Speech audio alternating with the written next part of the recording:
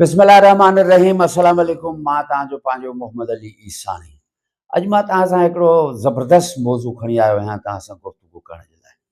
जेको असांजो आलमी सक़ाफ़ती मेलो आर्ट्स काउंसिल में थी रहियो आहे, जंहिंजो इफ़्तिताह असांजे चीफ मिनिस्टर साहिबु साईं सैयद मुराद अली शाह साहिबु जिन जे मुबारक हथनि सां थियो, ऐं जंहिंमें असांजो मिनिस्टर कल्चर साईं ज़ुल्फ़िकार अली शाह साहिबु जन बि मौजूदु हुआ।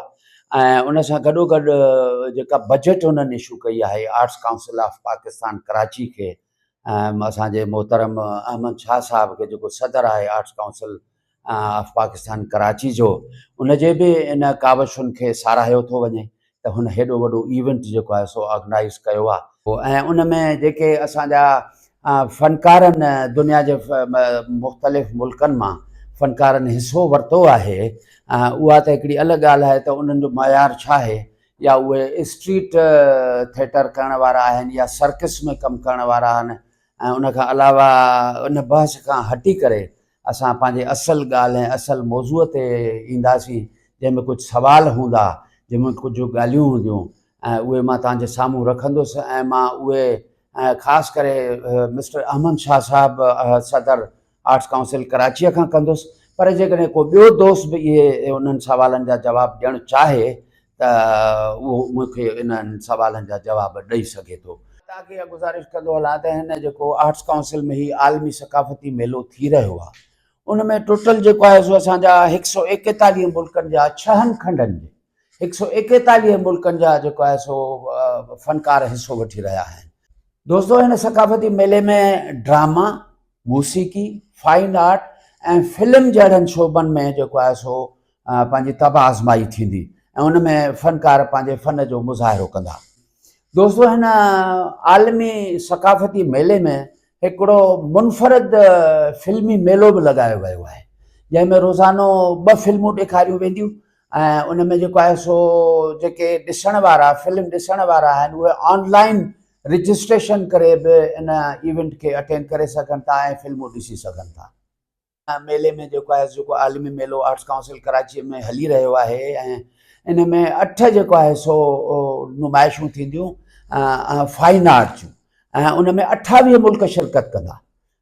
गुज़ारिश कंदो हलां त हिन मेले जे इफ़्तिताह खां अॻु में जेका असांजे सदर जनाब मोहतरम अहमद शाह साहिब जेका प्रेस कॉन्फ्रेंस कई, उन में असांजे हिकिड़े सिंधी चैनल जे रिपोर्टर उन खां सवाल कयो, जेको ॾाढो हिकिड़ो सवाल त हिकिड़ो आम हुयो, ऐं उनजो जवाबु हुनखे प्रॉपर नमूने सां ॾियणु खपंदो हुयो, पर हुन दिलि ॾुखोईंदड़ अंदाज़ में उनजो जवाबु ॾिनो, ऐं अहिड़े नमूने सां जवाबु ॾिनो जो ईअं लॻो त जहिड़ो कोई हीअ सवाल खे गोल मोल थो करे, ऐं उनजो प्रॉपर जवाबु हुन न ॾिनो। ऐं इहो बि मां तव्हांखे ॿुधाईंदो हलां त हिन क्लिप जे आख़िर में, हीअ जेका तव्हां गुफ़्तगू मुंहिंजी ॿुधी रहिया आहियो, उन जे आख़िर में उहे सवाल ऐं उहा क्लिप तव्हांखे यकीननि मां ॾेखारींदुसि, जंहिंमें तव्हांखे अंदाज़ो थींदो त उन हिकिड़े सिंधी चैनल जे न्यूज़ रिपोर्टर कहिड़ो सवाल कयो हो, जंहिंमें तव्हांखे अंदाज़ो थींदो त आर्ट्स काउंसिल जे सदर अहमद शाह साहिबु सिंधियुनि सां ऐं सिंधी माण्हूअ सां या सिंध सां केतिरो प्यारु करे थो, या उनजी केतिरी उन में जेको आहे सो दिलजोई ॾेई सघे थो या ॾींदो। बुनियादी जेका ॻाल्हि आहे त हीअ जेको मेलो थी रहियो आहे, इन जी बजट जेका इशू कई आहे उहो गवर्नमेंट ऑफ सिंध ऐं सक़ाफ़त खाते कई आहे। उन में सिंधियुनि जो केतिरो हिसो आहे, ॻाल्हि खे वधाईंदे मां तव्हांखे हिकिड़ी ॻाल्हि ॿुधाईंदो हलां त हिन जेको आलमी सक़ाफ़ती मेलो आर्ट्स काउंसिल में हले थो, इन में जेको आहे सो हिकिड़ो मुनफ़रद क़िस्म जो फिल्मी मेलो बि लॻायो वियो आहे, जंहिंमें 78 फिल्मूं ॾेखारियूं वेंदियूं। ऐं 78 फिल्मुनि में सिंधी फिल्मूं केतिरियूं आहिनि, जॾहिं त सिंधी फिल्म जो रिवाइवल थी चुको आहे। 2 फिल्मूं सिंधी रिलीज़ थी चुकियूं आहिनि। अॻु में मां अर्ज़ु कयो त सिंधी फिल्म जी रिवाइवल थी चुकी आहे, ऐं उन में असांजूं 2 सिंधी आलमी लेवल जूं 2 सिंधी फिल्मूं जेको आहे सो रिलीज़ थी चुकियूं आहिनि, जंहिंमें हिकु आहे सिंधूअ जी गूंज ऐं ॿियो आहे मोकलाणी, ऐं इहे 2 आलमी सतह जूं फिल्मूं आहिनि सिंधी फिल्मूं। छा इन्हनि 2 फिल्मुनि मां सिंधूअ जी गूंज या मोकलाणी फिल्म मां जेको आहे सो हिन आलमी मेले में का हिकु बि फिल्म लॻी आहे, या हीअ ॾेखारींदा या ॾेखारी अथऊं, जॾहिं त आहे। ऐं उन में सिंधी सिनेमा जी रिवाइवल जेका थी आहे, या सिंधी फिल्मूं रिलीज़ थियूं आहिनि, छा इहे ॾेखारियूं वेंदियूं या ॾेखारियूं वयूं आहिनि या ॾेखारबियूं, त मां बि इहो ॾिसणु चाहियां थो जेके आलमी सतह जूं फिल्मूं आहिनि। ॿियो बि हिकिड़ो नंढिड़ो सुवालु आहे त इहे जेके 28 मुल्कनि मां 8 इहे फाइन आर्ट जूं नुमाइश जेके थी रहियूं आहिनि, इन्हनि में सिंध जो को मुसविर बि आहे?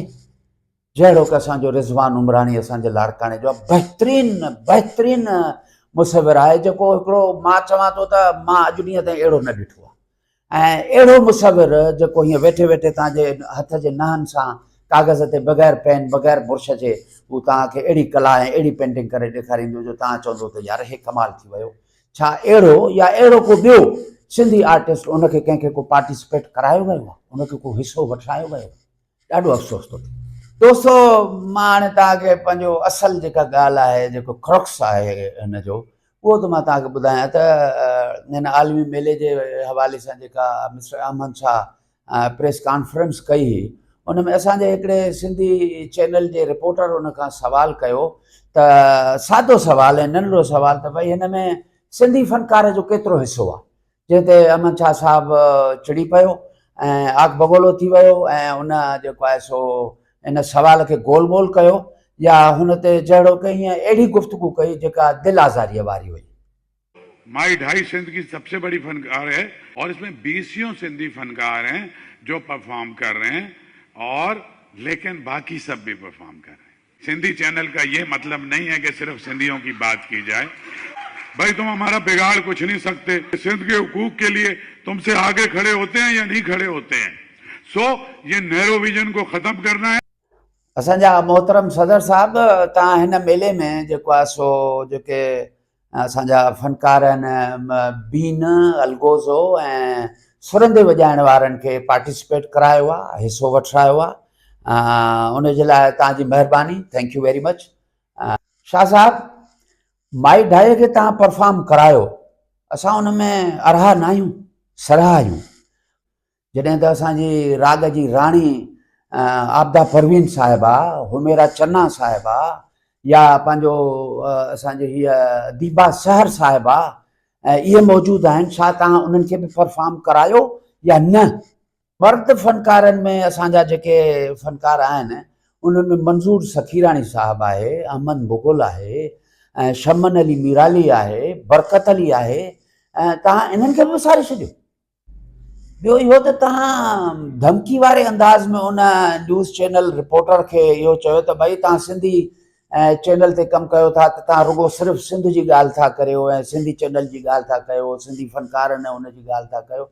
छो न कंदासीं शाह साहब? We are living in Sindh, I am Sindhi, we will talk about the Sindhis, ऐं असां सिंधियुनि जे लाइ ॻाल्हाईंदासीं, छो न ॻाल्हायूं? सिंध में रहूं था। शाह साहब, mind it, you are also living in Sindh. सो असांखे सिंध जी, सिंध जे माण्हूअ जी, सिंध जे मुफ़ादात जी ॻाल्हि कंदासीं ऐं करणी पवंदी, ऐं तव्हांखे बि सिंध जे मुतालिक़ ॻाल्हि करणी पवंदी। तव्हां you are living, also you are living in Sindh. ऐं मां ॾाढो ॾुख ऐं अफ़सोस आहे त असांजो सकाफ़त खातो ऐं कल्चर डिपार्टमेंट जे बजट ते तव्हां हीउ प्रोग्राम कयो था ऐं तव्हां उन्हनि खे जेको आहे सो असां बार बार सिंधी चैनल, सिंध जी सकाफ़त जी ॻाल्हि इन करे कंदासीं जो असांजो नेशनल टीवी चैनल को बि सिंध जी ॻाल्हि नथो करे, सिंधी फ़नकार जी ॻाल्हि कोन थो करे शाह साहब। इन करे असां पंहिंजे सिंधी ऐं सिंधी फ़नकार ऐं सिंधी प्रोग्रामनि जी ॻाल्हि हर कंदासीं, बार बार कंदासीं। Mind it. As you are working president of arts council of Pakistan, can you tell me, can you explain त चई मां सिंध जे हक़नि जी ॻाल्हि थो करियां ऐं सिंध जे मुफ़ादात जी ॻाल्हि थो कयां, सिंध जे फ़नकार जी थो ॻाल्हि कयां, मां अॻिते हूंदो आहियां। कहिड़े मुंहं सां तव्हां इहा ॻाल्हि कयो, जॾहिं त सिंधी फ़नकार जो, सिंधी कलाकार जो जेको बुनियादी हक़ आहे मेंबरशिप, उहो गज़ब कयूं वेठा आहियो तव्हां सिंधी फ़नकारनि खे मेंबर कोन था कयो, सिंधी कलाकार खे मेंबर कोन था कयो।